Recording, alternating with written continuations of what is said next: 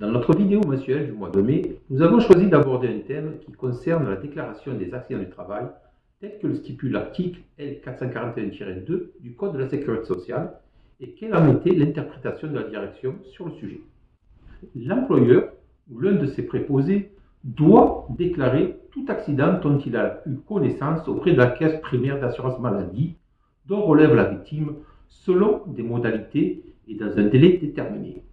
La déclaration à la caisse peut être faite par la victime ou ses représentants jusqu'à l'expiration de la deuxième année qui suit l'accident.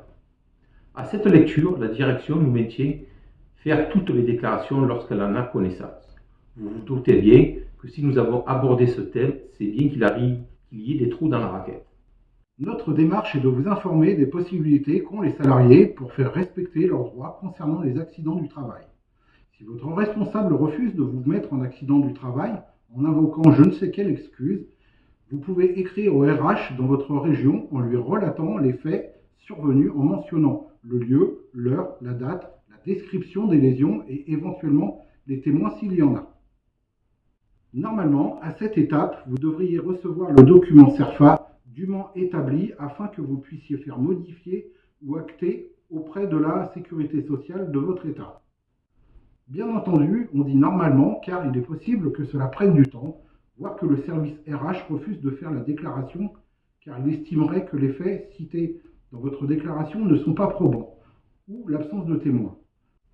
À savoir que l'absence de témoins n'est pas une raison, car dans ce cas, il y a là ou les premières personnes alertées.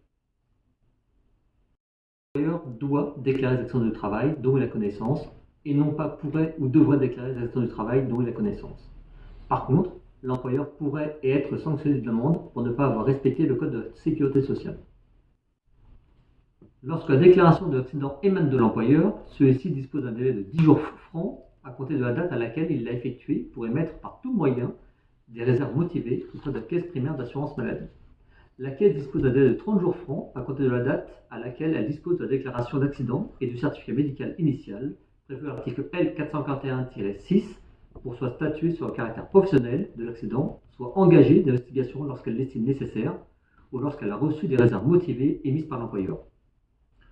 Vous avez aussi la possibilité, en tant que salarié, en vous rendant sur votre compte Amélie, de faire vous-même la déclaration d'accident de travail si vous est impossible d'en obtenir une dans le respect de la procédure dite normale. Nous espérons avoir éclairci un sujet épineux à résoudre lorsqu'on n'a pas l'information. Nos élus FO restent à votre écoute et nous vous souhaitons une bonne journée et au mois prochain.